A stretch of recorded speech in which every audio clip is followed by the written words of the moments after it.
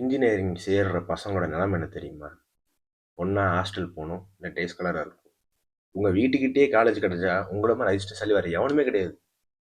எனக்கெல்லாம் வீட்டிலேருந்து சீக்கிரம் காலேஜ் கிடைக்கல. 60 கிலோமீட்ரு ஒரு நாளைக்கு. எனக்கு ஹாஸ்டல் பிடிக்காது.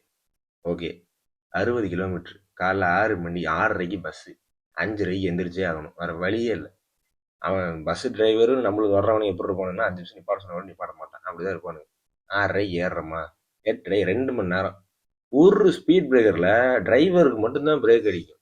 பின்னால் உக்காந்துக்கிறவன் செத்தான்.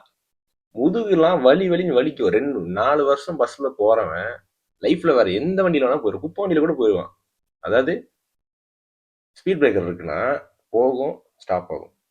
கரெக்டாக அந்த முன்வில் ஏறிடுச்சுன்னா ஒரு ஸ்பீடு எடுக்கும். பின்னாலெல்லாம் தூங்கிட்டு இருக்கலாம், பறப்பானுங்க மேலே, ரவுஸாக இருக்கும்.